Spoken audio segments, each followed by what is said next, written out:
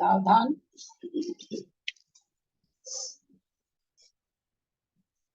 अथ पौर्वाणिकी स्वाध्याय प्रतिष्ठापन वेलायां श्री सूक्त भक्ति काय सर्गम कुर्वेहम्।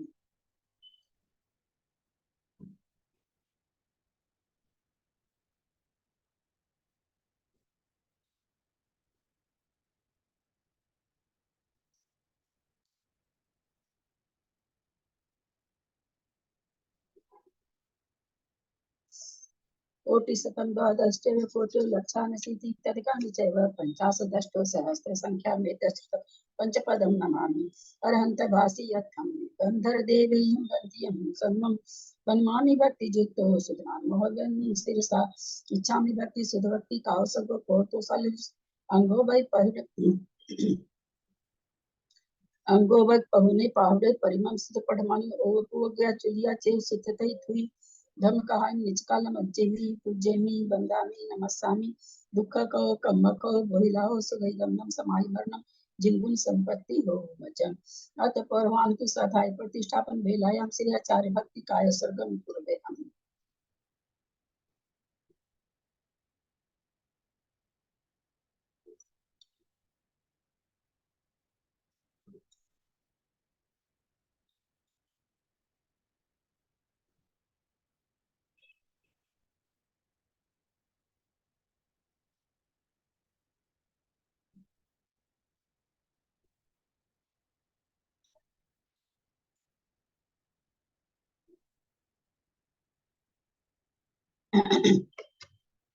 श्रुत जल्दी पारगे स्वपरमत विभावना पटुमतिभ्य सुचरित तपोनिधिभ्यो नमो गुरुभ्य गुण गुरुभ्य सकल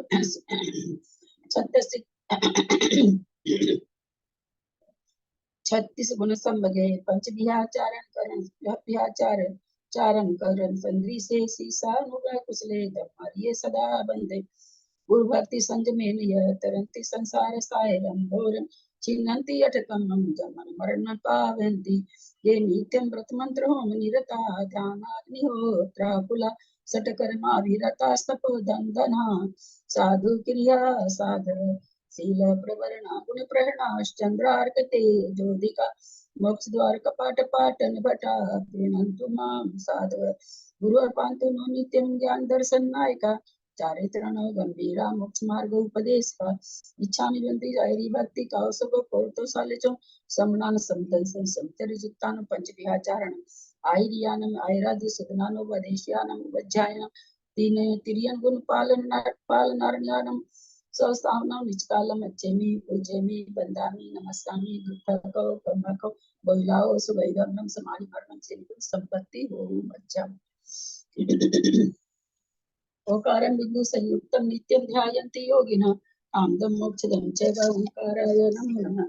अब इन सब नवगार पर खाली सकल भूतल कलंका मुनि विरूपासी तीर्था सरस्वती हरतुन दूरितम अज्ञानतिमिरान्धानां ज्ञानांजन शलाकया चक्षुरुन्मीलितं येन तस्मै श्री गुरुवे नमः। श्री परम गुरुवे नमः। परंपराचार्य गुरुभ्यो नमः। सकल कलुष विधो सकल श्रीशां परिवर्तकं धर्म संबंधकं भक्ति जीवन प्रतिबोधकारकं पुण्य प्रकाशम पापनाशम विदम शास्त्रम श्री गोमठसार कर्म कांड नामधेयम अस्य मूल ग्रंथ करता श्री सर्वज्ञ देवा ग्रंथ करता श्री गंधर देवा प्रतिगंधर देवा तेषां वचन सार्थम आसाद्य श्रीमत नेमी चंद्राचार्य न विरिचितम तम शास्त्रम श्रोतार सावधानतया शृण्वन्तु। मंगलम भगवान वीरो मंगलम गौतमो गनि मंगलम कुंद कुंडाद्यो जैन धर्मस्तु मंगलम सर्व मंगल मांगल्यम सर्व कल्याणकारकम प्रधानम सर्वधर्माणां जैनम जयतु शासनम जैनम जयतु शासनम जैनम जयतु शासनम। सरस्वती नमस्तुभ्यं वरदे कामरूपिणि विद्यारंभं करिष्यामि सिद्धिर्भवतु मे सदा। द्वादशांग जिलवानी माता की जय। परम मांगलिक गोमठसार जी परम कांड जी की जय। नेमी चंद्राचार्य की जय। आदिमती माता जी की जय। अढ़ाई दीप में विराजमान सभी आचार्य उपाध्याय सर्व साधु के चरणों में नमोस्तु नमोस्तु नमोस्तु। सभी आरिका माता जी के चरणों में बंदामी बंदामी बंदामी। सभी छुल्लक छुल्लिका हेलक के चरणों में इच्छामी इच्छामी इच्छामी। सभी प्रतिमाधारी के चरणों में वंदना वंदना वंदना। रूप में विराजमान प्रतिमाधारी के चरणों में वंदना। पूज्य बाबूजी, नेमीचंद भाई साहब, उमराव भाभी और भी जो पूज्य जन है, सबका सादर चरण स्पर्श, सभी से सादर जय जी। हम लोग परम मांगलिक ग्रंथ अमरसार जी कर्मकांड जी पढ़ रहे हैं। उसका जो नेमीचंद आचार्य जी के द्वारा गाथा गाथा प्राकृत भाषा में लिखा हुआ है, उसका उस पर टीका आदिमती माता जी की है, उससे स्वाध्याय कर रहे हैं। पहला अधिकार चल रहा है, निक्षेप के बाद नो कर्म चल रहे हैं।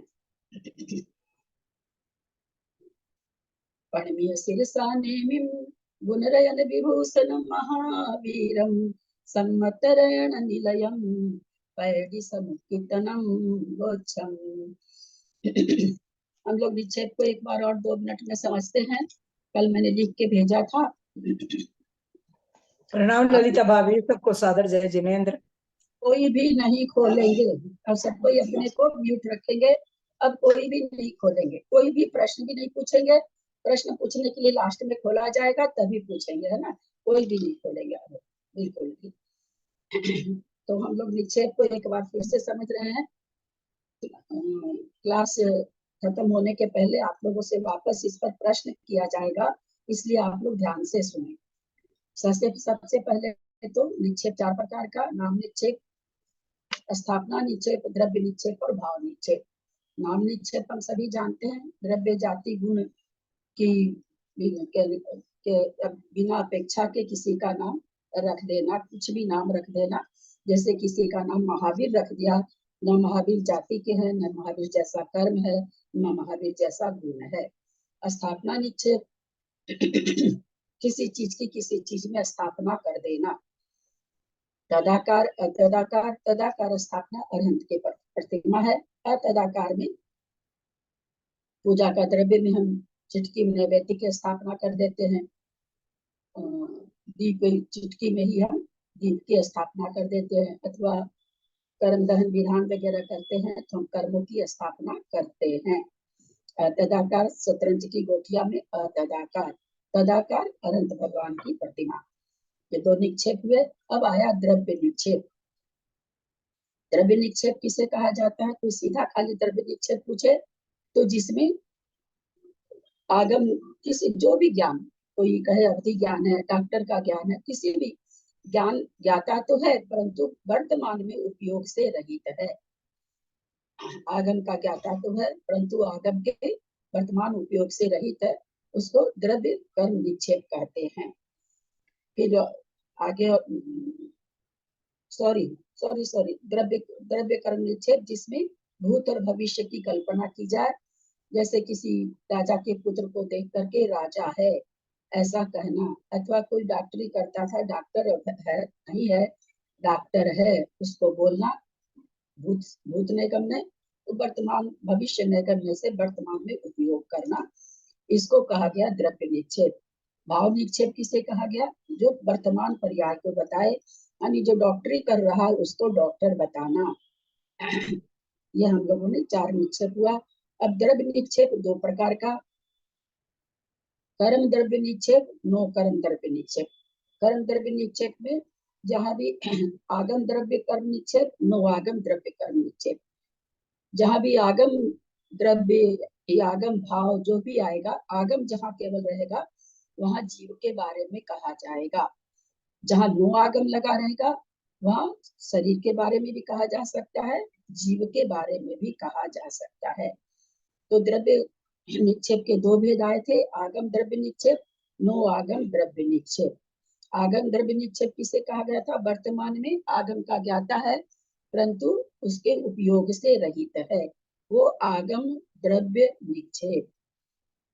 नो आगम द्रव्य निक्षेप का आप लोग अपने मोबाइल में निकाल सकते हैं, जो भेजे हैं हम, ताकि आप लोगों को समझ में बढ़िया से आए।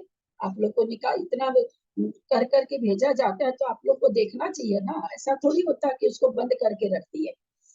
नो आगम द्रव्य कर्म का क्या कहा गया था कि 3 भेद हैं, ज्ञायक शरीर, भावी शरीर, तद व्यक्ति रिक्त। नो आगम द्रव्य कर्म, ज्ञायक शरीर, नो आगम द्रव्य कर्म। भावी शरीर नो आगम द्रव्य कर्म तद व्यतिरिक्त नो आगम द्रव्य कर्म। फिर ज्ञायक शरीर के बारे में कहा गया था कि 3 तरह का होता है, भूत ज्ञायक शरीर, वर्तमान ज्ञायक शरीर और भावी ज्ञायक शरीर। नो कर्म द्रव्य नो आगम द्रव्य कर्म सब में लगा लेंगे। जैसे भूत ज्ञायक शरीर नो आगम द्रव्य कर्म, भावी ज्ञायक शरीर नो आगम द्रव्य कर्म, वर्तमान ज्ञायक शरीर नो आगम द्रव्य कर्म। इसमें क्या समझा था कि वर्तमान में जो जीव है उसके लिए, जो वर्तमान में जीव है उसके लिए कहना आगम का ज्ञाता है, उसको क्या कहना, वर्तमान ज्ञायक शरीर। शरीर का, इसमें शरीर के बारे में बताया जब कि भाई ये किस जीव का शरीर है, तो बोलो जो वर्तमान में ज्ञाता है। फिर क्या कहा, इसी जीव का भूत का शरीर, भूतकाल का शरीर। वहां ये नहीं कहा जा रहा है कि भूतकाल में ज्ञाता था, ऐसा नहीं कहा जा रहा है। इसी जो अभी वर्तमान में जो जीव है इसका जो शरीर है, इसी शरीर का भूतकाल का शरीर और इसी ज्ञायक शरीर का भविष्य काल का शरीर। तो ये ज्ञायक शरीर में जो वर्तमान में ज्ञाता तो है, उपयोग से रहित है, क्योंकि द्रव्य कर्म में सबसे पहली परिभाषा ये दी गई कि ज्ञाता तो है पर उपयोग से रहित है। तो ऐसा वर्तमान शरीर और इसी जीव का भूतकाल का शरीर और ऐसे ही जीव का भविष्य काल का शरीर। ये ज्ञायक शरीर के 3 भेद हुए। ये शरीर के भेद, ऐसे जीव का भूतकाल का शरीर और ऐसे ही जीव का भविष्य काल का शरीर, शरीर लेना है। फिर भावी शरीर में क्या आया था कि अभी तो जैसे हम अभी तो किसी चीज का ज्ञाता नहीं है, भविष्य में हो जाएगा। उसमें हमने समझा था गौतम गंधर है, पहले वो क्या थे, ब्राह्मण थे, यज्ञ वगैरह कराते थे। उनको पूछा गया 6 द्रव्य 7 तत्व किसे कहते हैं, तो वो नहीं बता पाए। आगे जाके बहुत बड़े ज्ञानी बन गए। तो क्या थे वो उस समय का, क्या कहा जाएगा उस समय, जिस समय वो कुछ नहीं जान रहे, भावी शरीर, भावी नो आगम द्रव्य कर्म कहा जाएगा उनके शरीर को।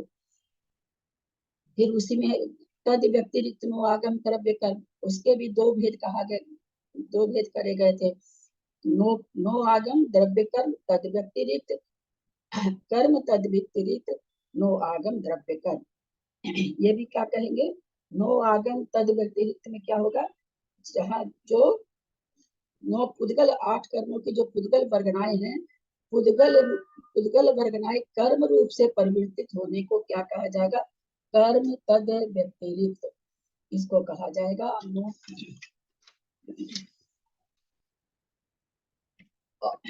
और नो कर्म तद व्यतिरिक्त कर्म रूप जो पुद्गल वर्गनाएं परिणत हो रही है, उनको परिणमाने में बाह्य, उनसे भिन्न जो बाह्य कारण है, बाह्य निमित्त है, बाह्य कारण जो द्रव्य है, कुछ भी द्रव्य हो सकता है, चेतन अचेतन कुछ भी द्रव्य हो सकता है।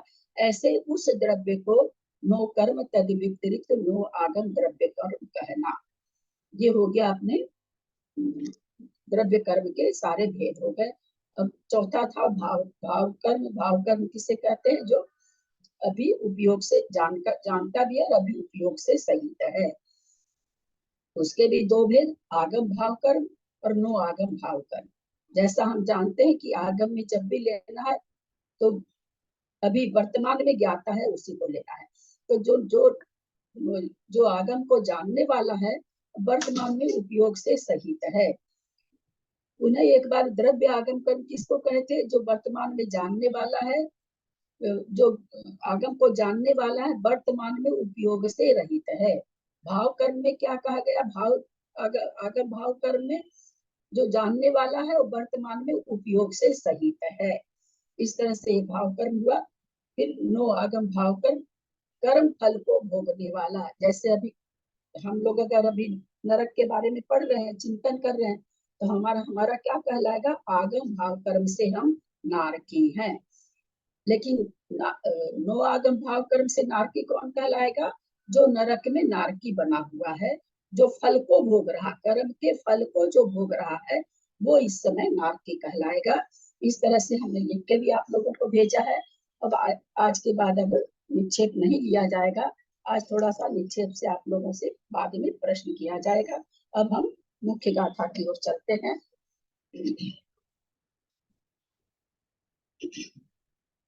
अरे भाव निश्चय किसे कहते हैं? भाव निश्चय बहुत बार समझा दिया, अब एक बार भी कुछ नहीं बोलेंगे, कोई खोलेंगे नहीं, कोई भी नहीं खोलेंगे स्ट्रिक्टली। पहले कहता कोई नहीं खोलेंगे बीच में, फिर तो 6 महीना भी समझाएंगे तो नहीं समझ में आएगा। आज 8 दिन से समझा रहे हैं और लिख लिख के फोटो खींच खींच के हाथ से लिख लिख के भेज रहे हैं, पढ़िए उसको। कुछ भी नहीं, बस मुंह में डालने के बाद में मतलब जीप भी आप ही चलाइए, वो भी हम नहीं चला सकते हैं। सारा चीज लिख लिख के भेजे हैं, हमको आज समझाने का था ही नहीं, लेकिन हम कह दिए कि आज फिर एक बार और लास्ट में समझा देते हैं, और पहले ही मैंने कह दिया था कि कोई खोलेंगे नहीं। गाथा नंबर 81। आज गाथा को उच्चारण विजया जी आई है क्या? जी दीदी, प्रणाम करती हूँ दीदी, आई हूँ। गाथा का उच्चारण आप करेंगे। ओरालिय बेगुविय आहार तेज कमनो कम्मं तानुदयज तानुदयज चहुदेहा कम्मे विसंचयं नियमा। ओरालिय बेगुविय आहार तेज कमनो कम्मं तानुदयज चहुदेहा कम्मे विसंचयं नियमा। ओरालिय वेगुव्य आहारय तेजकं मनो कम्मं तानुदयज चौदेहा कम्मे विसंचयं नियमा। सादर प्रणाम दीदी। ओरालिय बेगुविय औदारिक बेक्रियक आहार आहारक तेज तेज कम नो कमम और तेजस शरीर नामकरण के नो कमम माने नो कर्म। औदारिक बेक्रियक आहारक तेजस शरीर के नो कमम माने नो कर्म।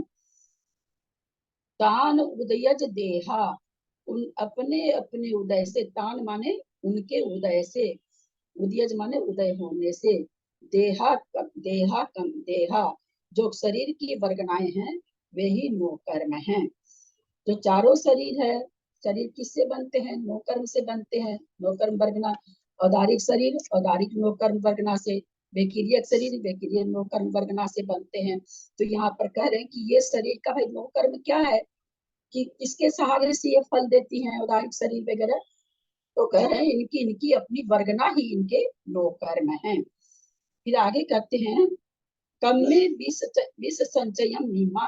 कार्मन शरीर का नो कर्म विश्रोपचय यानी कर्म रूप जो वर्गना होने लायक वर्गना है, कर्म रूप होने योग्य जो वर्गना है, वह कार्मान शरीर का नो कर्म है। विश्रोपचय, विश्र माने स्वभाव से, उपचय माने संग्रह होना, इकट्ठा होना। यानी जो विश्रोपचय से एक एक आत्मा के प्रदेश पर अनंत अनंत कार्मान वर्गनाएं, एक एक नहीं, संख्यात संख्यात नहीं, एक एक आत्मा के प्रदेश पर अनंत अनंत कार्मान वर्गनाएं स्थित हैं। जो जैसे जैसे परिणाम होते हैं वैसे वैसे वो कर्म रूप होकर के कारमान शरीर बनकर, कारमान शरीर किसे कहते हैं? 8 कर्मों के समूह को ही कारमान शरीर कहा गया है। कारमान शरीर अलग से तो कुछ है नहीं, कारमान शरीर का कोई अंगोपांग वगैरह तो होता नहीं है। तो 8 कर्मों के समूह को कारमान शरीर कहा गया। मतलब उसका नो कर्म कौन सा है? वो कारमान शरीर कैसे बनता है? तो कैसे बनता है? जो वर्गना है वही कर्म रूप परिवर्तित होकर के कारमान शरीर बनती है। तो इस तरह से 5 शरीर का नो कर्म बताए। 4 शरीर की तो तद उन शरीर की नो कर्म वर्गना है। जैसे हम लोगों ने जब 23 वर्गना पढ़ी थी, याद होगा, उसमें आया था औदारिक वर्गना, बेक्रियक शरीर वर्गना, आहारक शरीर वर्गना, सबको याद होगा। सब ये वर्गना आई थी अलग अलग से, कारमान वर्गना सब अलग अलग से आई थी। तो औदारिक शरीर वर्गना है, उससे औदारिक शरीर बनेगा। बेक्रियक शरीर वर्गना से बेक्रियक शरीर बनेगा।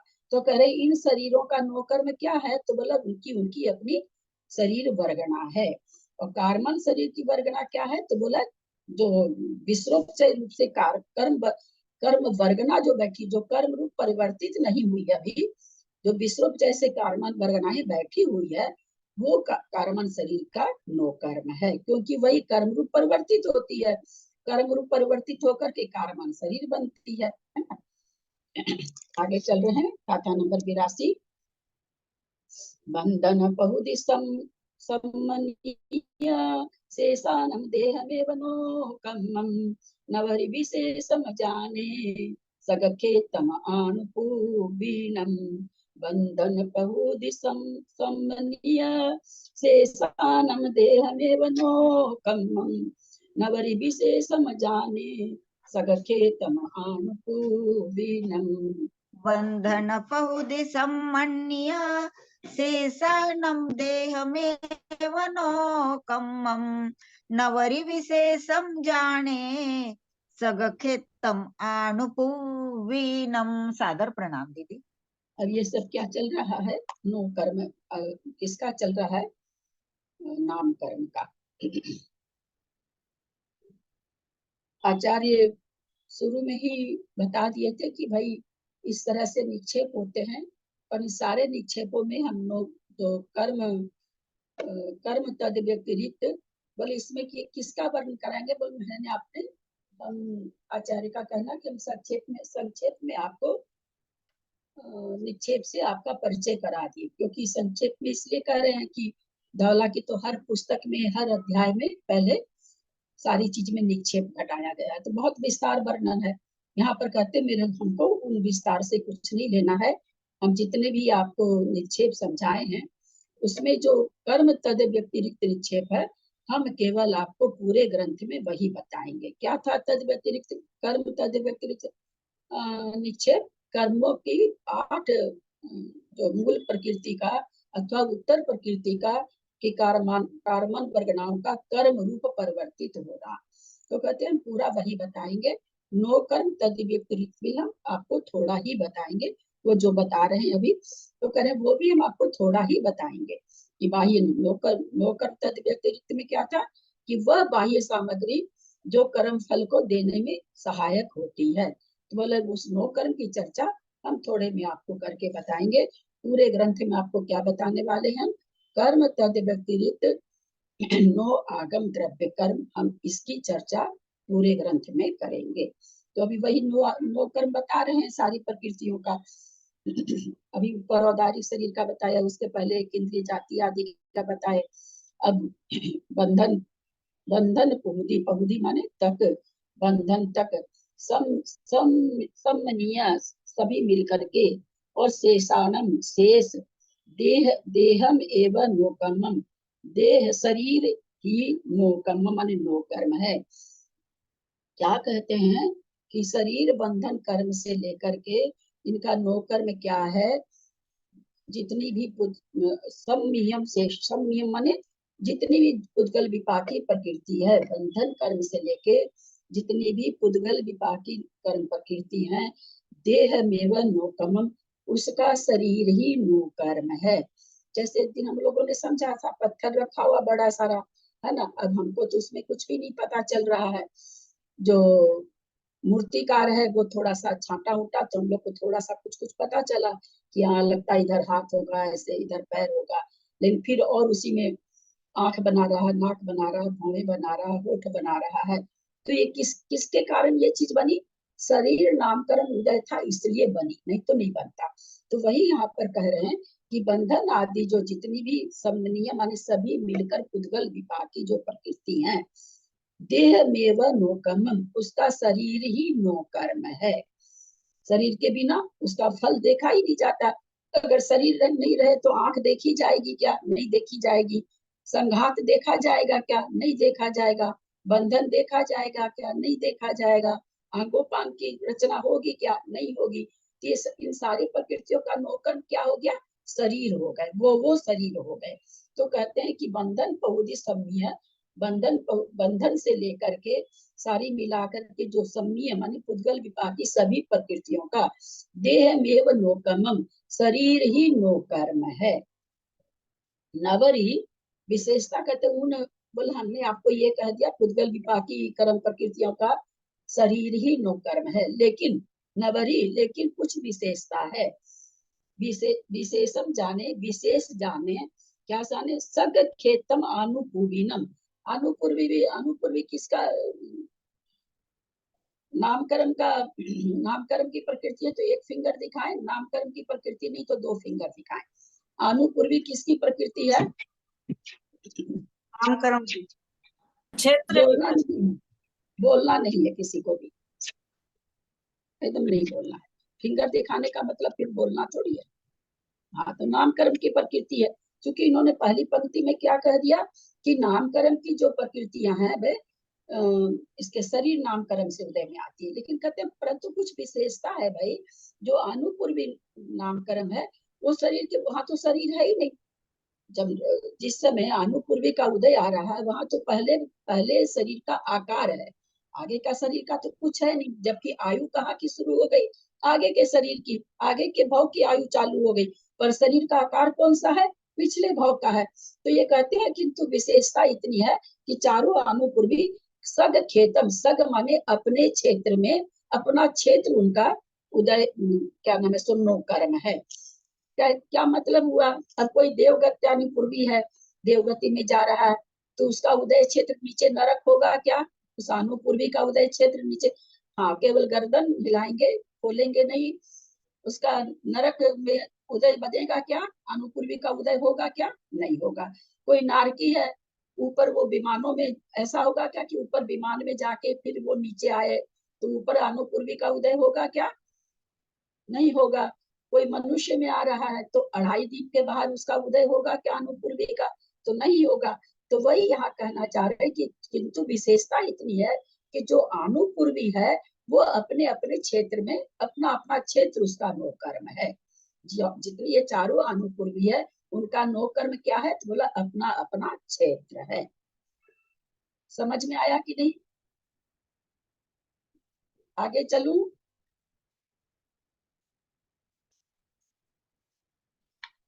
हैंड रेज कर दीजिएगा, नहीं समझ में आया तो मैं उनको पुकार के पूछ लूंगी। आगे चल रहे हैं। क्या चीज नहीं समझ में आया निशा जी,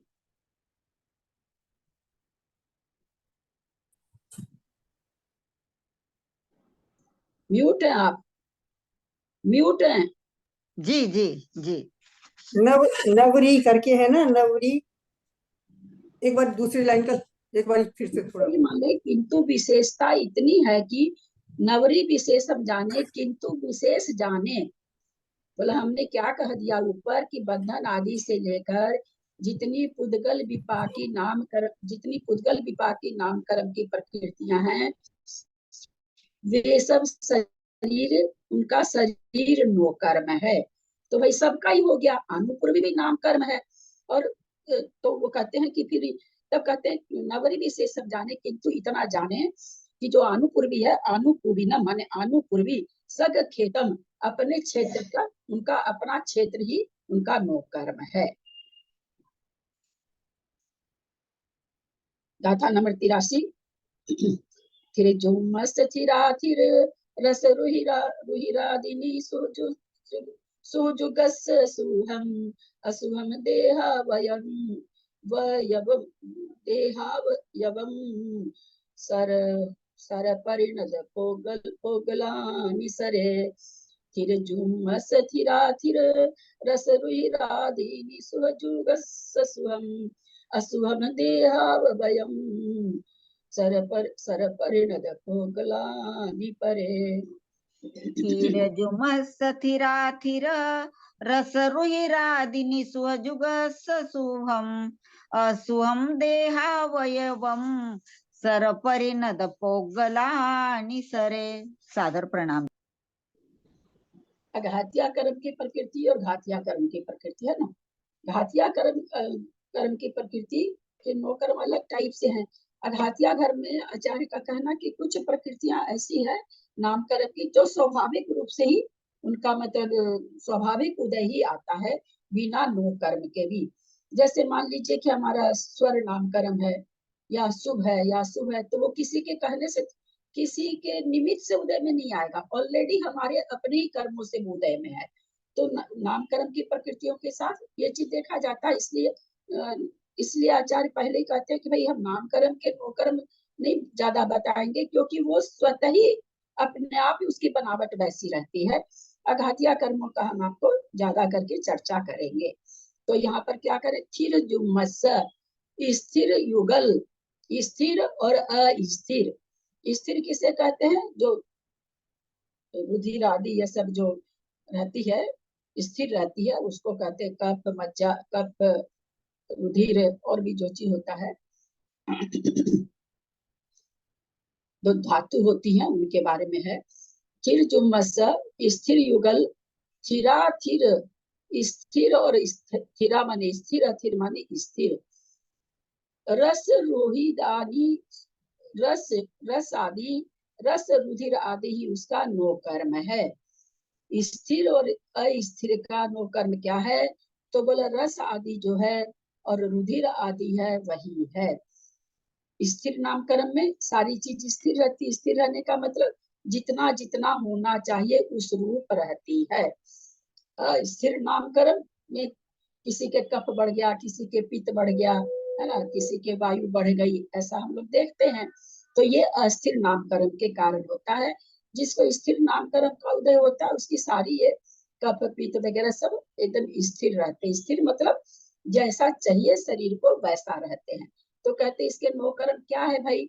स्थिर और अस्थिर का तो कहते हैं रस वगैरह, रुधिर वगैरह है। फिर कहते सुजुगस शुभम अशुभम देह अवयवम। शुभ शुभ जुगल और शुभ जुगल जो शुभ और अशुभ है तो कहते देह के अवयव है इसके नौकर्म। शुभ के नौकर्म नाभि से ऊपर के अंग, पीछे आया था कि शुभ प्रकृति का उदय किसको माने? जिसके नाभि से ऊपर के अंग सुंदर होते हैं। तो नाभि से ऊपर के अवयव माने देह के अंग, प्रत्यंग जो भी उसको। तो कहते हैं कि शुभ नामकरण का नौकर्म क्या है?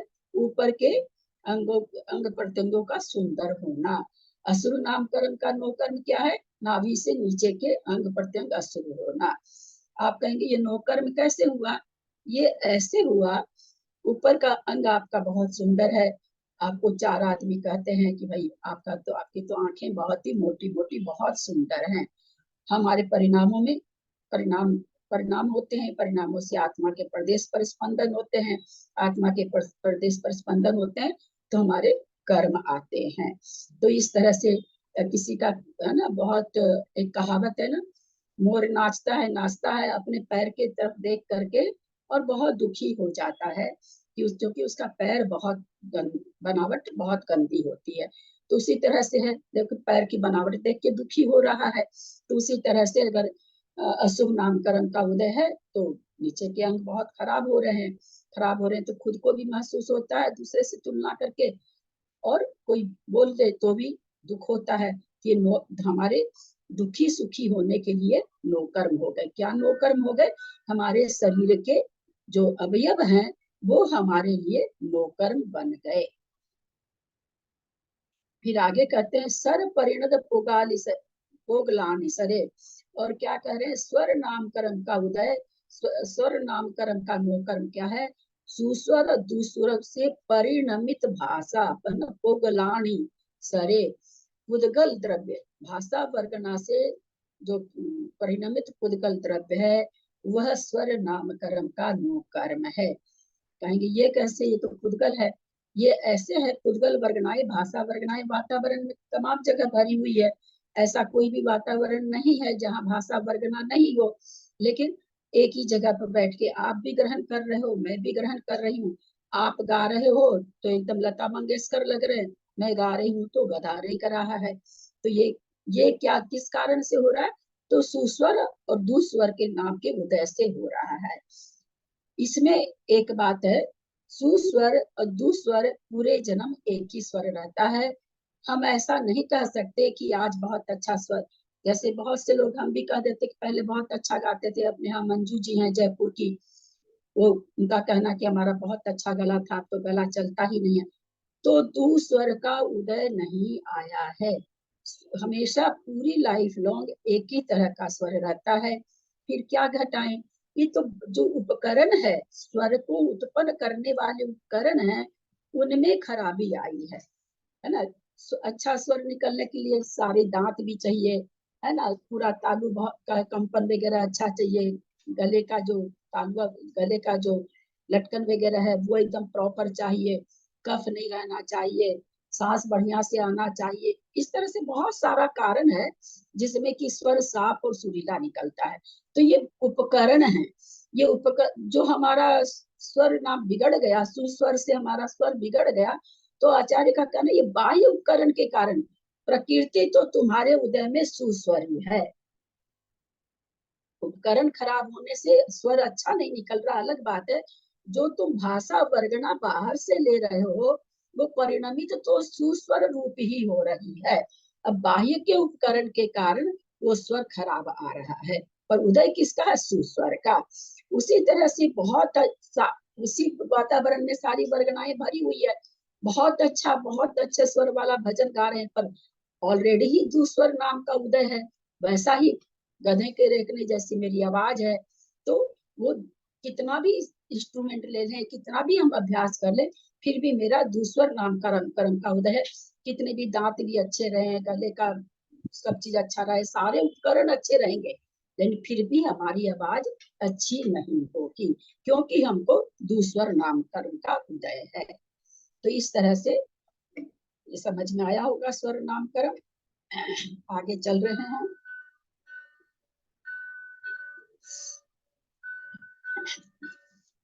गोत्र और अंतराय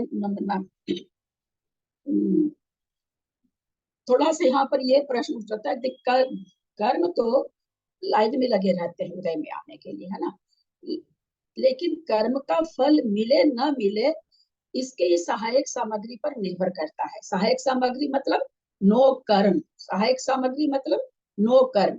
तो कर्मों का उदय, कर्म तो हमेशा लाइन में लगे हुए हैं, सभी प्रकार के कर्म एकदम निषेक रचना हो रखी है सबकी, कोई हम उसको रोक नहीं सकते हैं, पर फल कब देते हैं? जब सहायक सामग्री रहती है। कभी कभी सहायक सामग्री नहीं भी रहे फिर भी फल देती है, और कभी कभी सहायक सामग्री रहने पर तो अवश्य ही फल देती है। सहायक सामग्री नहीं हो तो कभी दे भी कभी नहीं भी दे। जैसे निद्रावर्णी कर्म है, आ चुका है ना, निद्रावर्णी हो चुका है ना सर, निद्रावर्णी कर्म है, सबके उदय में है। जितने अनंतानंत जीव है, संसारी जीव, सबके उदय में है। लेकिन देवों को वैसा द्रव्य क्षेत्र काल भाव नहीं है, उनके नहीं होती, नहीं उदीर्णा उनके नहीं होती है। एक इंद्रिय बेचारा वो क्या सोता होगा। उसी तरह नारकी चाहता है कि सोए, लेकिन इतना कष्ट है कि वो सारे दिन लड़ाई झगड़ा करता रहता है, जबकि निरंतर उदयी है, निरंतर बंधी है, दोनों चीज इसमें निरंतर है। निरंतर होते हुए भी सहायक सामग्री नहीं रहने से वहां निद्रा का उदय होने पर भी नहीं सो पाते नारकी, देव भी नहीं सो पाते हैं। जैसे आप हम कितना 6-6 घंटा खूब आराम से सोते, कितना सो के उठ के कितने खुश होते हम लोग, आज बहुत अच्छी नींद आई। ये सुख नारकियों को नहीं है, ये भी एक प्रकार का सुख है। क्यों नहीं है? काम कर्म तो लगे हुए लाइन में उदय में आ रहे हैं, फिर क्यों नहीं है? तो चूंकि वहां पर सहायक सामग्री नहीं है, इसलिए वहां पर उनके उदय में नहीं आ रही है। नो कर्म वहां पर। वैसे अब अपने लोग दिन भर खूब जो भी जिसके जो भी काम रहता है खूब कर लेते हैं कोई, लेकिन रात होती है तो नींद नहीं भी आती रहती है, तो सहायक सामग्री मिल जाती है, पूरे घर की बत्ती बुझा देते हैं, सारी रोड शांत हो जाती है, सब कोई सो जाते हैं, तो अपने आप वो नौकर्म की सहायता से हमको भी नींद आने लग जाती है, हम भी जाके बिछावन पर सो जाते हैं। तो क्या हुआ? सहायक सब, लेकिन दिन में वो सहायक सामग्री नहीं मिलती है, तो दिन में हम सोने नहीं जा पाते हैं। तो जबकि रात में भी उदय है, दिन में भी उदय है, दोनों समय में उदय है निद्रा का। पर शाम को सहायक सामग्री मिला, शांत हो गया घर, बिल्कुल लाइट वाइट बुझ गई, सब अपनी अपनी जगह पर आराम करने लगे, तो हमको भी हो जाता कि अब हम भी सो जाएं। लेकिन वो चीज दिन में नहीं होती, दिन में वैसा निद्रा का उदय होते हुए भी हम लोगों का उसका फल नहीं देखा जाता, क्योंकि सहायक सामग्री नहीं पाई जाती। गोत्र तथा अंतराय कर्म के उत्तर भेदों के नो कर्म कहते हैं। उच्चस सुच्चम देहम नीचम नीचस हो दिनो कमम दानादि चौकाणम विघ विघ विघघन विघगण विघग विघगण विधि होगा, विघगन नगपुरी से पहुदी हूँ उच्चस सूच्चम देहम नीचम नीचसहोदिनो कम्मम दानादि चौकाणम विघ्न विघ विघ्नग पुरुष पहुदि उच्चसुच्चं देहं नीचं नीचसहोदिनो कम्मं दानादि चौक्काणं विघ्नगणगपुरिसपहुदीहु। सादर प्रणाम। कहते उच्चस उच्चम देहम, उच्च गोत्र का नौकरम, परंपरागत से जो उच्च कुल है वो है। नीचम नीचस, और नीच इसके विपरीत नीच गोत्र का नीच कर्म है। होदी होता है, नो कर्म माने नो कर्म। दान आदि चौक का नाम, दान आदि चार के लिए, चार अंतरायों के लिए नो कर्म। विघ्न विघ्न विघ गण, विघ्नों का समूह, विघ्न गण। अच्छा, नग माने पर्वत, ठीक है। विघ विघ माने विघग माने अंतराय, नग माने पर्वत, पुरुष माने पुरुष, बहुदी माने आदि है।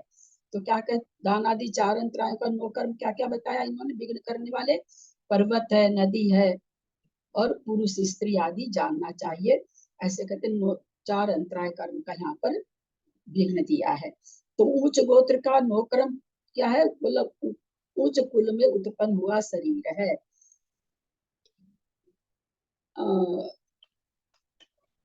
धवला जी में बार बार प्रश्न उठाया गया कि भाई ये उच्च गोत्र क्या है? उच्च गोत्र हमें तो समझ में नहीं आता है। वहां पर वीरसेनाचार्य समझाते हैं बार बार, है ना, लेकिन वो शंका उठाए जा रहे हैं बार बार इसमें प्रवचन सार में, अमृत चंद्राचार्य की टीका में। तो बार बार प्रश्न उठाए जा रहे हैं। तो फिर अंत में आचार्य क्या उत्तर देते हैं? बोले इसलिए गोत्र कर्म है कि महावीर भगवान ने कहा है। बोला अभी जितनी उनकी वाणी में खीरा है वो हमारे समझने की अभी पूरी शक्ति नहीं है। यही उत्तर उन्होंने दिया, अमृतचंद आचार्य ने उत्तर दिया है प्रवचन सार में। प्रवचन सार की टीका जो लिखे हैं वो उसमें बोला जब समय आएगा तो समय आने से विद्या का फल मिलता है। जब केवली बनोगे तब तुमको समझ में आएगा कि उच्च गोत्र होता है। वो बार बार शंका किए जा रहे, वो बार बार निवारण किए जा रहे। अंत में हार के उनका ये उत्तर आता है कि भाई ये जो उच्च गोत्र महावीर भगवान ने कहा, इसलिए उच्च गोत्र और नीच गोत्र है। तो उच्च गोत्र का नौकरम परंपरागत साधु आचरण कुल में उत्पन्न हुआ शरीर है। अब यहाँ पर कोई कहे कि साधु आचरण वाले कुल में उत्पन्न तो हो गया, पर पता क्या लग रहा है कि वो शराबी है, जुआरी है। होते ही है ना, ऐसा तो नहीं, बड़े घर के बच्चे होते ही हैं, उसके लिए कोई नीच कुल का ही होना जरूरी नहीं है। तो इसके बहुत सारे ना, जैसे एक तो होता है कि 100% किसी चीज का फल दिखना, है ना, जो मुझको कुल में जन्म लिए, बहुत अच्छा चर्या है, साधु लोगों का सेवा करते हैं, प्रतिमा वगैरह लेके बहुत अच्छे से रहते हैं, खुद भी दीक्षा लेते हैं। तो वहाँ उच्च गोत्र का 100% उदय है। लेकिन कहीं पर 10% उदय है, कहीं पर 5% उदय है, लेकिन उच्च गोत्र में जन्म लिया है तो उच्च गोत्री है। तो वहां पर यह कहा गया कि जो कुल दीक्षा आदि ले सकते हैं उसको उच्च गोत्र कहा जाता है। वहां पर यह भी आया है प्रवचन सार में, जो दीक्षा आदि लेने योग्य है वह कुल उच्च गोत्र है। तो यहाँ पर वही कहना चाह रहे हैं कि उच्च कुल में जन्म लिया हुआ शरीर ही उच्च गोत्र का नोकर्म है। क्योंकि वो शरीर दीक्षा ले सकता है तो बोला उसका नोकर्म क्या हुआ? उच्च गोत्र में जन्म लिया हुआ शरीर। उसी तरह से नीच गोत्र का नोकर्म क्या हो जाएगा? नीच कुल में जन्म लिया हुआ शरीर। और अंतराय आदि कर्मों का तो हम लोग सभी जानते ही, खूब बढ़िया से जानते हैं नौकर्म कितने हैं। बहुत, इसमें तो थोड़े से दे दिए हैं। अंतराय बहुत तरह के हैं। जा रहे थे साधु महाराज को आहार देने, और कोई एक प्रिय सहेली आ गई उसी समय, भैया आहार तो कल भी लग जाएगा, सहेली तो आज ही आई है। और हम तुरंत विदिन 2 मिनट एकदम छोड़ देते हैं। और कोई साथ जाने वाला होता है उसको और कह देते हैं हम तो आज नहीं जाएंगे, भले वो आपके चलते वो भी रुक जाए, पर आप, हम लोग निफिक्र होके कह देते मैं तो आज नहीं जाऊंगी, आज तो मेरी सहेली आई है आहार देने। महाराज जी तो भी शहर में ही है, और किसी दिन दे दूंगी आहार। नौकर मुसम कौन हो गया? हुई तो सहेली नौकर, लेकिन क्या वो अंतराय? वो नहीं, आपकी अपनी परिणति, आपका अपना परिणाम उसको देख करके खत्म हुआ है ना। उसके अंदर नो कर्म का फल कहाँ देखा जाता है? स्वयं में देखा जाता है। सामने जो नो कर्म है उसमें नो कर्म का फल नहीं आता है, उस नो कर्म का फल स्वयं में आता है। ये हमेशा ध्यान रखें कि सहायक सामग्री मिलने से फल किस में आता है? जो सामने व्यक्ति है उसमें आता है, उस सहायक सामग्री में फल नहीं आता है। इसी तरह से सब तरह का निकाल सकते हैं, कोई सभी तरह का है। अब कहीं जाना चाहते हैं, नदी ही बीच में दर्शन करना चाहते हैं, पता चला बारिश का समय है, उफान आ रखा नदी में। पहले तो पानी थोड़ा सा रहता तो पार करके चले जाते हैं लोग नाव से, अब तो पानी बहुत तेज है, नाव से जाने में रिस्क है, तो आपके लिए अंतराय बन गया। इस तरह से अंतराय कर्म के तो लोग कर्म बहुत ही हैं, सारे अंतराय के लोग कर्म अगर हम लोग खोजेंगे अपनी ही दैनिक चर्या में तो बहुत सारे मिल जाएंगे। इस तरह से यहाँ तक रहने देते हैं। अब थोड़ा सा जो समझ में नहीं आया पहले आप लोग प्रश्न कर लें, फिर हम आप लोगों से प्रश्न का यहाँ हम ही पहले कर लेते हैं। हम नाम लेके बोलते हैं, वही बोलेंगे। दीदी एक ही गाथा है बस, नहीं ये अधिकार कैसे है? पूरा हो जाएगा। नहीं नहीं 3 गाथा है, 2 गाथा है, 2 गाथा है। इतना जल्दी है आगे का ये जो नो आगम भाव लास्ट गाथा थोड़ी विस्तार से है। अपने को कोई खत्म करके भागना है क्या मंजू जी? नहीं नहीं, मैंने सोचा एक ही गाथा है इसलिए। अब भले एक भी हो तो भी क्या हो, इतना मेहनत किया जा रहा निक्षेप पर, समझ में आया कि नहीं आया वो तो देखे ना, फिर पेपर में सब कोई गलत गलत आंसर देंगे। एक चीज एक पूछना था, इसमें अंतराय कर्म 4 ही लिखा हुआ है क्यों?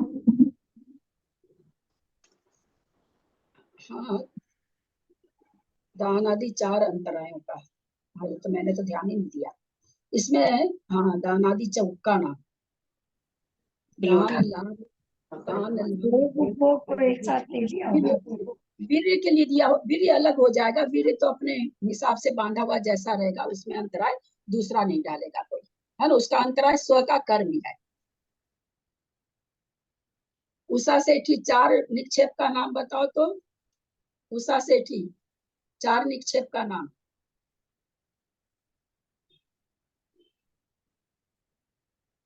सबसे हल्का प्रश्न है। प्रणाम दीजिए।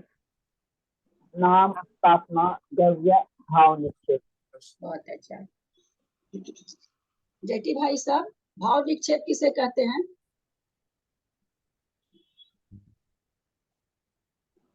भाव निक्षेप जो आगम जो द्रव्य है उसको नहीं, भाव निक्षेप जो जिसको जानता है लेकिन उपयोग में नहीं आता है वो भाव निक्षेप। शास्त्र को जानता है लेकिन शास्त्र को उपयोग में नहीं लाता है वो भाव निक्षेप है। बाबूजी सही है क्या? बाबूजी खोल के आप सही करें, सही नहीं है तो सही है तो बताएं सही है क्या?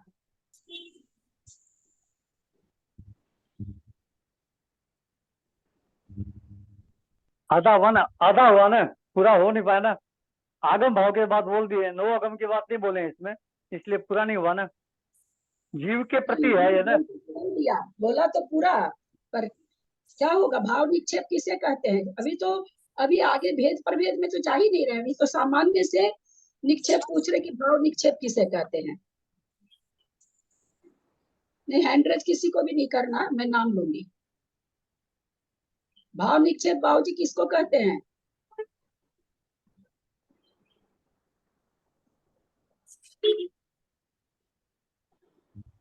आप म्यूट हैं। हाँ अब क्या बोलिए? भाव निक्षेप किसे कहते हैं? जीव के प्रति जो काम हो वो भाव निक्षेप में आएगा। जीव के भावों के प्रति जो काम आएगा वो जीव भाव निक्षेप आएगा। उत्तर आपका भी सही नहीं है। मंजू पाटनी कलकत्ता,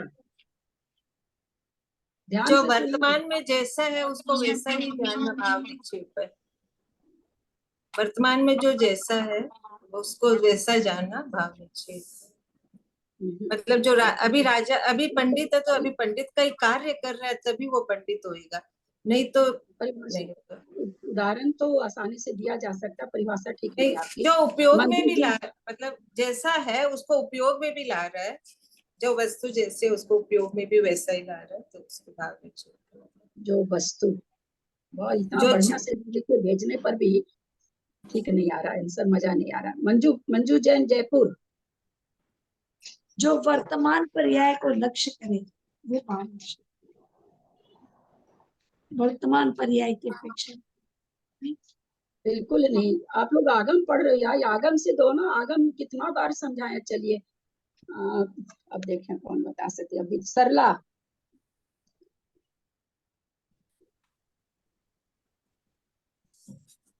नहीं आवाज आ रही। आप लोग क्या करके रखते हैं भाई फोन में? वर्तमान पर्याय में विशिष्ट द्रव्य को लक्ष्य करके कहना भाव निक्षेप कहलाता है। क्या चीज? आवाज नहीं आई सरला, तुम्हारी आवाज क्यों नहीं आती है? वर्तमान पर्याय में किसी द्रव्य को लक्ष्य करके कहना भाव निक्षेप कहलाता है। जैसे वर्तमान में भी राजा है तो राजा कहना। वो सब तो एक मोटा समझाया जाता है तर्क भाव निक्षेप। और राजा वर्तमान में राजा उजा कहना, ये सब तो बहुत लो स्टैंडर्ड। इसकी परिभाषा जो असली वो आप लोग कोई नहीं बोल रहे हैं। सरिता जैन चेन्नई। दीदी मैं भी यही बोल रही थी, जो पर्याय वर्तमान पर्याय को बतलाए वो भाव निक्षेप है। चलिए राजकुमारी क्या है? सट भैया जी क्या है? प्रणाम दीदी। आपने हाँ। ये कहा था कि जैसे हम अभी नारकियों के बारे में समझा रहे हैं, लेकिन हम और कुछ ले गए। लेकिन है हम मनुष्य में तो शुरू से ही सबसे हाँ। पहले चार निक्षेप का नाम, और कई 5 दिन से बता रहे थे जी। आप बताइए सबसे शुरू चार निक्षेप का नाम बताइए, निक्षेप का पहले परिभाषा बताइए सबसे शुरू। और आज से थोड़ी बता रहे हैं, कई दिन से बता रहे हैं। जिस जीव की वर्तमान में जैसे भाव को नाम, जैसे वर्तमान में जो पर्याय है, जिस जीव का जो वर्तमान में जो पर्याय है वही उसका भाव है, जो उसके भाव है, जो उसको जान रहा है वही है।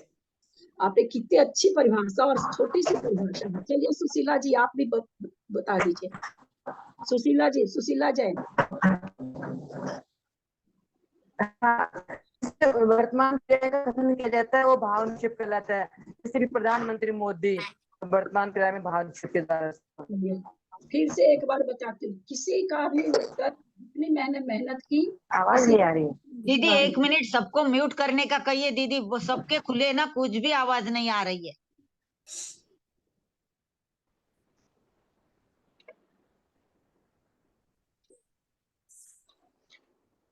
भाव निक्षेप किसे कहा जाता है?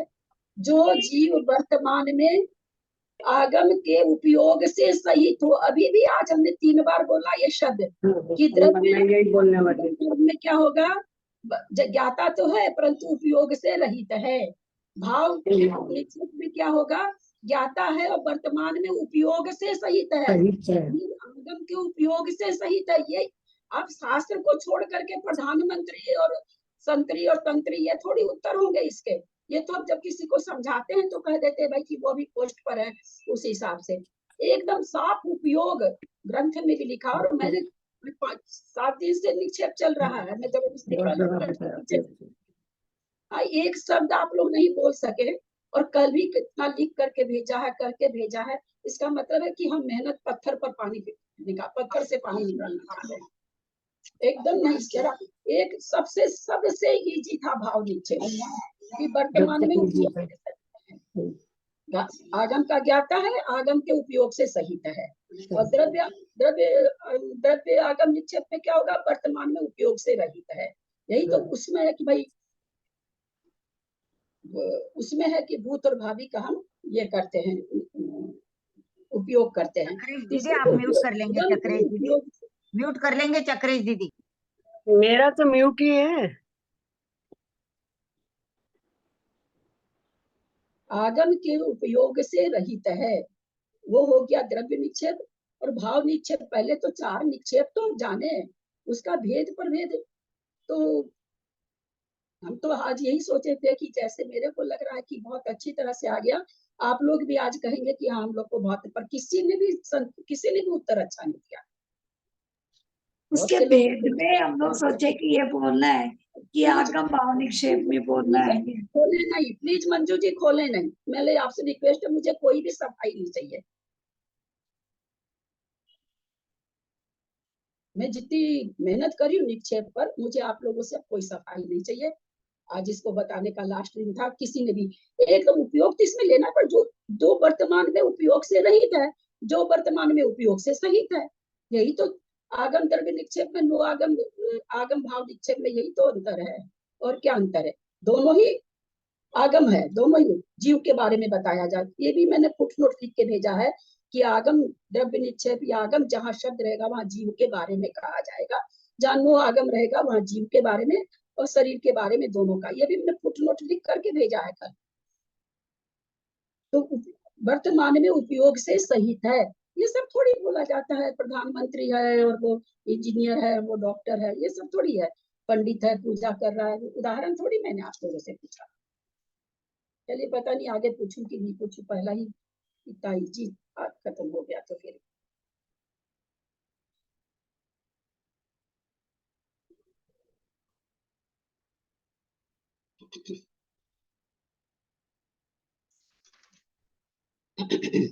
आगम भाव कर्म किसे कहते हैं? आगम भाव कर्म एक जो मिनट, कोई बोले नहीं, मैं नाम बोल रही हूँ, मैं नाम बोल रही हूँ, क्योंकि फिर 4 आदमी खोल लेते हैं ना तो गलत हो जाता। सुमन जैन बोल पाएंगी?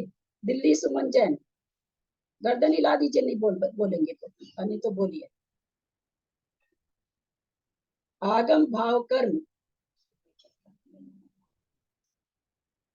जवाब ही नहीं देती। मंजू जैन दिल्ली,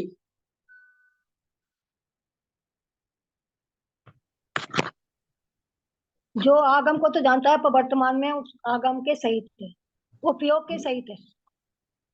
तो हाँ, जो आगम को जानने वाला है तथा वर्तमान में उसके उपयोग से सहित है, आगम भाव कर्म। यही तो भाव कर्म हमने पूछा था आप लोगों से कि भाव निक्षेप किसे कहते हैं। भाव निक्षेप की भी तो यही परिभाषा होगी, कि भाव निक्षेप की भी यही परिभाषा होगी। क्योंकि ये आप इसलिए बोल दिए कि कॉपी में इसी तरह से एकदम लिख के भेज दिए हम, इसलिए आप लोग बोल दिए। थोड़ा सा वैसे पूछते ही सबका उत्तर गलत आ गया। कर्म तदिव्यक्ति नो आगम द्रव्य कर्म किसे कहते हैं? अब जयश्री जी नहीं है क्या आज?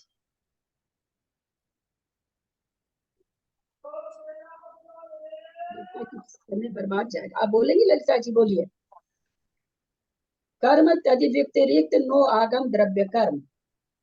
8 कर्मों की मूल और उत्तर प्रकृतियों का परिणत हुए पुद्गल द्रव्य को कर्म तद व्यतिरिक्त नो आगम द्रव्य कहते हैं।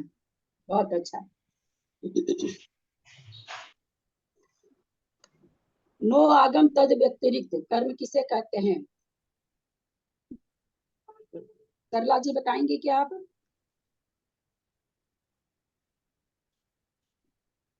तक तो सरला जैन कलकत्ता नहीं। त्रिशला जी आप बोलिए। कर्म के बाह्य कारणों से जो समन्वित होता है वो उसको नो आगम द्रव्य कहते हैं। जिसका जो बाह्य कारण, जिसका कारण बाह्य कारण होता है, बाह्य कारण सामग्री को नो कर्म तद व्यतिरिक्त कहते हैं। बहुत अच्छा।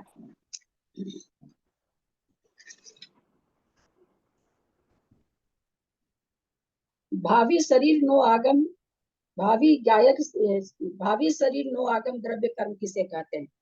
भावी शरीर नो आगम द्रव्य कर्म। मंजू जी कलकत्ता।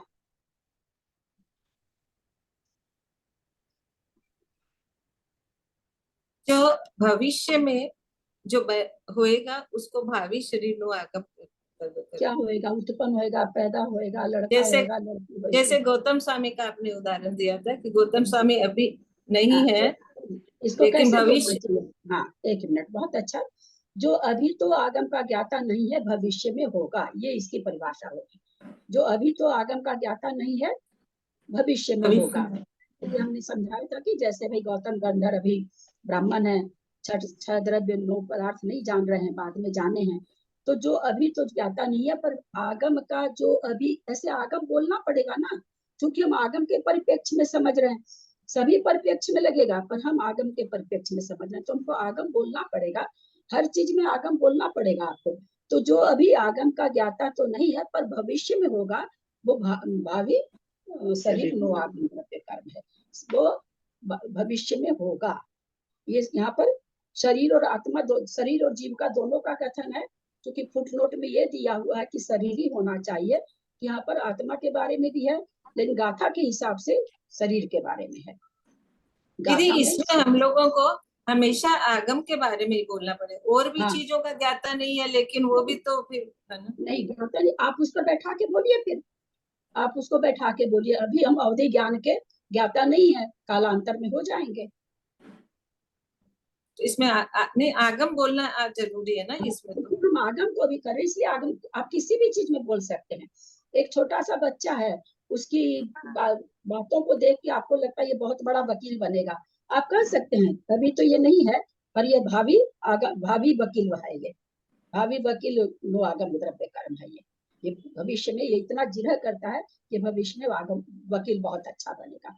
तो सब में लगा सकते हैं। ज्ञायक वर्ड आने से तो आगम की अपेक्षा ही होगा ना। ज्ञायक अगर अपन बोले ज्ञायक, बहुत मैंने भेज भी दिया लिख के, और मैंने बहुत चर्चा कर दी। अब ये चर्चा हमको यहाँ पर नहीं करनी है। ज्ञायक किसको कहा जाएगा, बहुत बार चर्चा हो गई। अब चलिए, ज्ञायक भूत शरीर किसको कहेंगे ललिता जी? ज्ञायक भूत शरीर किसको, भूत ज्ञायक शरीर किसको कहेंगे?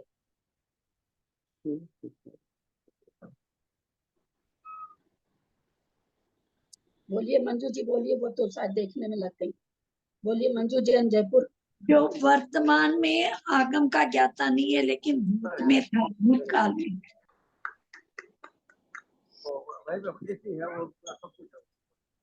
बाबू जी क्या होगा भूत ज्ञायक शरीर? जो अभी जैसा है वैसे ही भूत में पहले था, इस हिसाब से कहेंगे शरीर को, तो कहेंगे भूत आगम शरीर। भूत में वैसा था, नहीं घटाना है।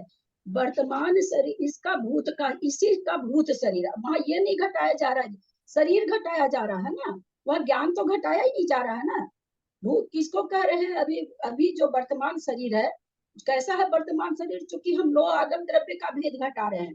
नो आगम द्रव्य में क्या है कि वर्तमान में उपयोग से रहित है ना, शरीर के बारे में।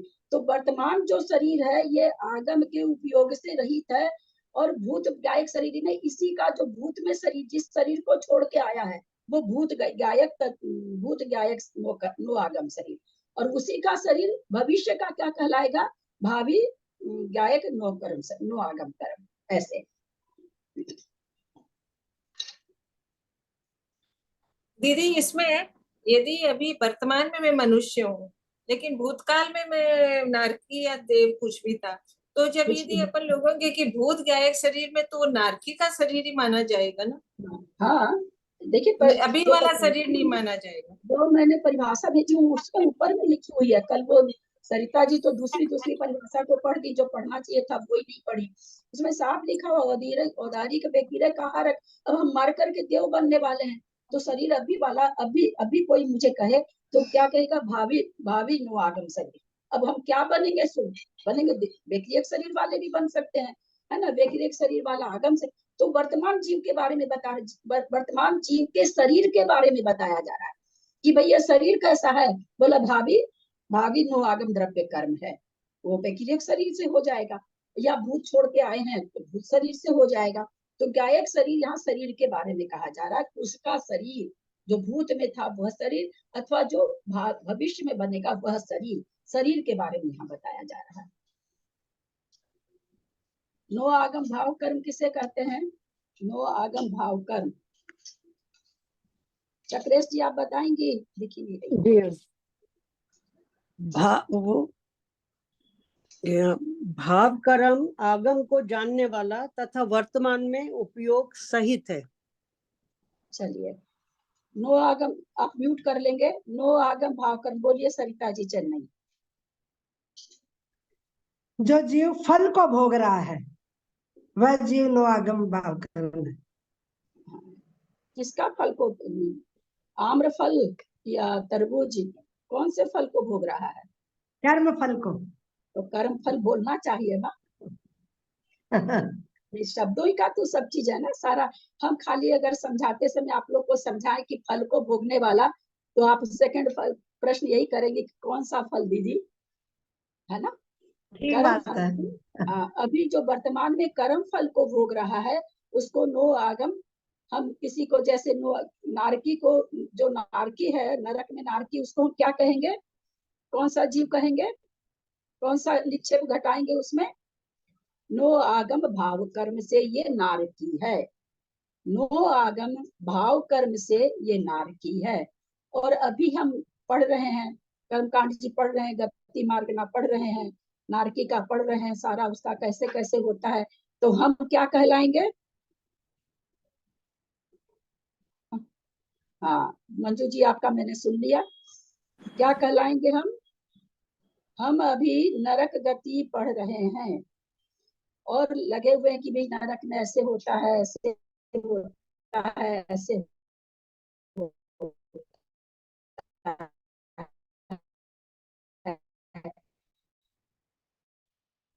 तो अभी हम, कोई कहे आपका इस झगड़े को मिटाने के लिए तो निक्षेप बनाया गया ना। आवाज आ रही है क्या? आवाज आ रही है? अब आई, तो अब यहाँ आई पे दीदी। अब आई है। हमको नारकी जो जीव कह रहा है, तो वो हमको कहेगा क्यों भाई झगड़ा करते हो, आप इस निक्षेप से तो नारकी हो अभी। तो कौन से निक्षेप से नारकी हैं हम?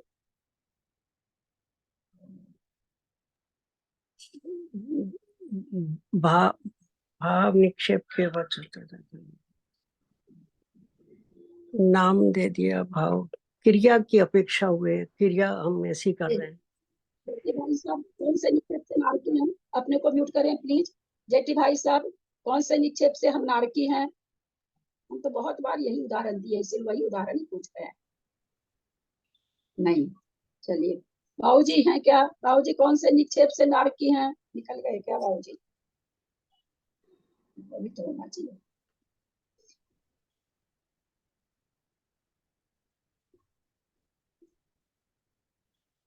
हैंड रेज करें, कौन बताएंगे सही उत्तर? कौन से निक्षेप से हम नारकी हैं? ललिता जी का उठा हाथ, त्रिशला जी का उठा है।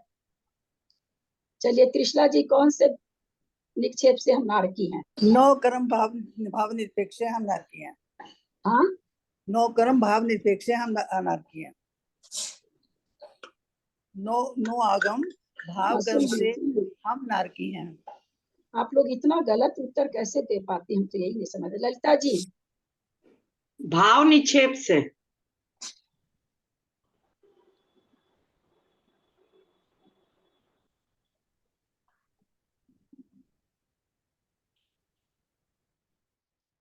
अभी आप लोगों को बताया ना, आगम भाव कर्म किसे कहेंगे? जिसमें जीव के बारे में बताया जाए आगम भाव कर्म से, उसके वर्तमान में हम क्या है? उपयोग सहित हैं, फल के सहित नहीं है। आप किसी ने, जो त्रिशला जी ने बोला, वो तो फल वाला उत्तर दे दी है ना, फल भोगने वाला। दोनों में क्या अंतर है? एक में तो वो उपयोग से सहित है, जान रहा है ऐसे ऐसे नरक में होता, ये होता, उस चिंतन से सहित है। एक में नरक का फल भोग रहा है, यानी नारकी बन रखा है। एक में नारकी के बारे में जान रहा है, समझ रहा है, एक में नारकी पना भोग रहा है ना। आगम भाव कर्म में जीव का कथन है, तो जीव आजा मंजू, म्यूट करें सबको। अंकल की सीट है क्या? अंकल की व्यवस्था करवाएंगे तो फिर वैसे कर दिया तो जाएगा। मेल दे। हाँ हाँ ठीक है, थैंक यू। हाँ ध्यान है, ध्यान चाहे टिकट लेनी अंजना पड़ेगी। मौसी म्यूट कीजिए, अंजना अंजना मौसी। दीदी को म्यूट कर लेंगे, अंजना दीदी।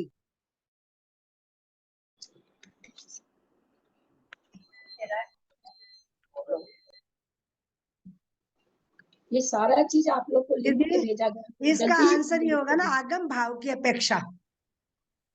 हाँ, क्या चीज? नारकी, हाँ, आगम भाव की अपेक्षा। आगम भाव के, तो अपेक्षा वो हो मोदी, गया कर्म फल जो था, वो हो गया नो आगम भाव की अपेक्षा। हाँ, कर्म फल को जो भोग रहा है ना। हाँ, वो अब हो गया। जैसे कोई पढ़ रहा है कि विद्यासागर जी ऐसे थे, विद्यासागर जी ऐसे थे, विद्यासागर जी ऐसे थे, चर्चा चल रही है खूब, तो उस समय हम लोग क्या हो जाएंगे? आगम भाव कर्म हो जाएंगे। आचार्य श्री के जीवन को जानने वाले आगम भाव कर्म हम हो, आगम भाव कर्म निक्षेप हो जाएगा। लेकिन अभी आचार्य श्री तो उस देव पर्याय का फल भोग रहे हैं, तो आचार्य श्री अभी क्या है? देव पर्याय देव गति के फल भोगने वाले नो आगम भाव कर्म से देव हैं, है ना। नो आगम भाव कर्म से अभी वो देव हैं। वो आचार्य श्री को देव कहना कौन सा निक्षेप होगा? नो आगम भाव कर्म होगा। ठीक है दीदी। बस अब आगे तो अध्याय भी खत्म हो रहा है, अब आगे इसको नहीं लेना। आज हम सोचे कि कल भेजे हैं तो आज मेरे को उम्मीद थी कि आज सबका उत्तर बहुत अच्छा आएगा, इसलिए मैंने आज फिर से ले लिया कि थोड़ा सा लिख के भेजे तो थोड़ा क्लियर कर दें। चलिए ठीक है, जिसको जैसे मन पड़ा। समय हो गया 11:10 हो गई, बाकी की कथा कर लेंगे। आज भी परीक्षा है, कल भी परीक्षा है पद्म पुराण की, परसों इसकी परीक्षा हो जाएगी। अपने कर्म कांड परसों अष्टमी है ना शायद, परसों नहीं, हाँ परसों ही तो, परसों सप्तमी है। हाँ, छठ है आज परसों। पंचमी है, आज पंचमी है। मंगल को अष्टमी है। मंगल 2 दिन के बाद अष्टमी, तो अष्टमी को परीक्षा होगी। तो आज बीच में कल तो 2 ही गाथा है, तो उसके बाद आप लोग की जो इच्छा होगी, या तो आगे का अध्याय लेना है या इसी में से अगर आप लोगों को कोई प्रश्न वगैरह करना हो तो वो कर सकते हैं, नहीं तो बीच में कल का दिन भी है, कल 2 गाथा हो जाएगी तुरंत, और परसों का है, तो जैसा आप लोग की जैसे रुचि होगी वैसे ही कर लिया जाएगा। आप लोग फिर से आदर्श लक्षण दीपक शुरू हो वैसे गया। मुझे एक बात बताइए, आपने जैसे एक मिनट मैं फिर से कहती हूँ, थोड़ा सा बोलती हूँ तो थोड़ा सुन लिया कीजिए, उसके बाद बोला करिए। मैं कह रही थी, क्या कह रही थी?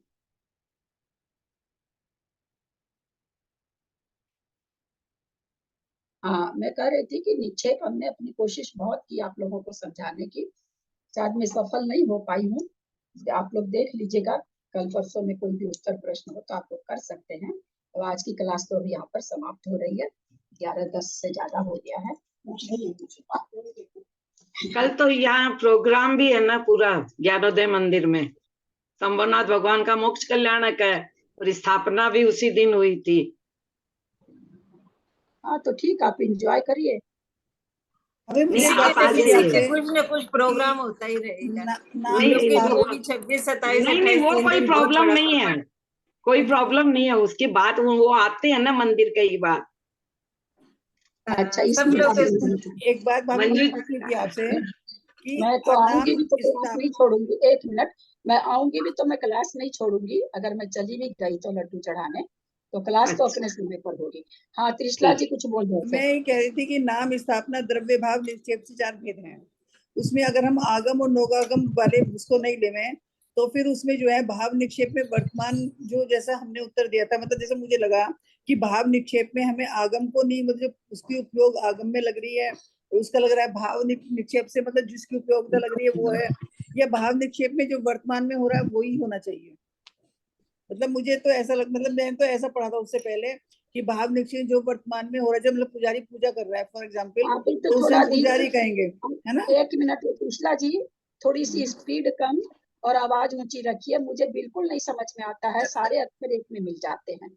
अच्छा, मैं ये कह रही थी अगर हम निक्षेप के 4 जैसे अर्थ लेते हैं, नाम स्थापना द्रव्य और भाव, है ना, 4 निक्षेप लिए, उसके बाद में फिर उसके बाद में उनके भेद होते हैं आगम नो आगम, द्रव्य निक्षेप के भेद होते हैं आगम नो आगम करके। तो मैं ये कह रही थी आगम नो आगम के भेद और से लोग म्यूट पहले कर लीजिए, अच्छा प्रश्न कर रही है, सबको सुनने में अच्छा लगेगा, सबको म्यूट कर लीजिए प्लीज।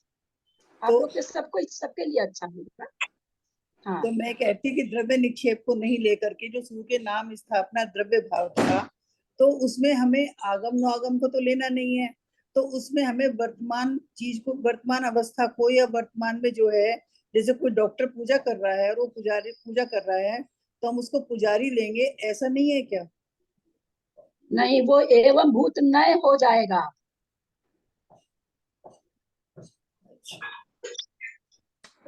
नय और निक्षेप में अंतर है ना। क्या कहा जाएगा? जो आगम का ज्ञाता है और वर्तमान में उपयोग से सहित है, ये बोलना पड़ेगा। भाव निक्षेप, आगम भाव निक्षेप और भाव निक्षेप एक ही चीज है। जो आगम का ज्ञाता भी है और वर्तमान में आगम के उपयोग से सहित है, वो आगम भाव निक्षेप अथवा भाव निक्षेप। द्रव्य निक्षेप में क्या होगा? जो ज्ञाता तो है, वर्तमान में उपयोग से रहित है, तो दोनों बहुत इजी हैं, ये आप लोग गलती कर ही दिए, इसमें गलती होना नहीं था, सबका ही गलत हो, किसी का भी सही नहीं आया। द्रव्य आगम निक्षेप किसे कहेंगे? जो जानकार तो है, ज्ञाता तो है, आगम का ज्ञाता है, परंतु वर्तमान में उसके उपयोग से रहित है। जैसे हमने उदाहरण दिया था कि भाई बहुत ज्ञानी पंडित जी हैं, अब आपके यहाँ आहार करने के लिए आए हैं, तो उस समय वो आगम का उपयोग से सहित है क्या? नहीं है। कोई भैया आपको क्लास करा रहे हैं, फिर क्लास के बाद वो बिजनेस करते हैं, बिजनेस में चले गए बिजनेस करने, तो उस समय वो द्रव्य आगम कर्म है। क्यों है? क्योंकि ज्ञाता तो है, परंतु वर्तमान में उपयोग नहीं है उनका। तो इस तरह से ये तो आगम भाव, चूंकि हम आगम की बात करें, आगम सब चीज में लगा सकते हैं। श्रुति ज्ञान, मान लीजिए कि आपको धवला जी का बहुत अच्छा ज्ञान है, लेकिन आप क्या नाम है सो अभी आप और किसी चीज में लगे रहो, तो क्या हो जाएगा यहाँ पर? आगम द्रव्य आगम द्रव्य निक्षेप की जगह आगम की जगह आप क्या लिखते हैं? श्रुति ज्ञान द्रव्य निक्षेप। आप श्रुति ज्ञान के ज्ञानी तो हैं, परंतु अभी हम आपको अलग अलग लगाने का बात समझा रहे हैं। वैसे इसमें तो केवल आगम का ही शब्द आया है, तो ये इस तरह से घटाते हैं। तो बहुत आगम द्रव्य निक्षेप और आगम भाव निक्षेप, द्रव्य निक्षेप को ही आगम कह दिया गया है, भाव निक्षेप में भी आगम लगा दिया गया। आगम मतलब जीव का, आगम लगाने का मतलब कि जीव के बारे में हम बता रहे हैं भाई। आगम लगाने का मतलब कि हम जीव के बारे में आपको बता रहे हैं। तो क्या बता रहे हैं? आगम द्रव्य कर्म में हम ये बता रहे हैं कि उपयोग से आगम का ज्ञाता है, परंतु वर्तमान में उपयोग से रहित है। उसमें भाव आगम भाव कर्म में हम आपको क्या बता रहे हैं? ज्ञाता भी है और जो वर्तमान में उपयोग से सहित है ना। बहुत ईजी परिभाषा है। कुछ कुछ परिभाषा ऐसी होती है ना कि अगर आप वही शब्द बोलते हैं तब रुचिकर लगती है। ऐसे वैसे शब्द बोल दिए, वो जानता है अभी नहीं कर रहा है, ऐसे थोड़ी होता है। कुछ परिभाषाएं हमको उसी तरह के शब्द बोलने से उसकी विशुद्धता होती है ना। ऐसे उसमें विशुद्धता नहीं आती है। हर कुछ बोलते, समझाने के लिए हम लोग कोई भी उदाहरण दे देते हैं, कुछ भी समझा देते हैं, पर उस विषय का जो उत्कृष्टपना है वो उसमें तभी आएगा जब आप वही शब्द का उपयोग करेंगे तब, है ना। जैसे कहीं कहीं पर भाई उसके चिंतन से रहित है ना, उसके चिंतन से सहित है, उपयोग से रहित है, उपयोग से सहित है, ये उत्कृष्ट शब्द है। क्योंकि हम आगम के बारे में बोल रहे हैं, तो इसमें हम ऐसे उलूम जुलूम शब्द नहीं घुसाना चाहिए, प्रॉपर शब्द बोलना चाहिए। क्लास समाप्त कर रहे हैं। मात्रा पदवाक्यहीनं मया प्रमादादि किंचनोक्तं तन्मे क्षमित्वा विदधातु देवी सरस्वती केवलबोधलब्धि बोधि समाधि परिणाम शुद्धि स्वात्मोपलब्धि शिव सौख्य सिद्धि चिंतामणि चिंतित वस्तुदान त्वं वन्दमानस नमोऽस्तु देवी। जबानी के जानते सुजय लोकालोक सोवानी मस्तक वाली भारती तो जब दिन रहन तो जो तेरा शरण है सो पावे सुख।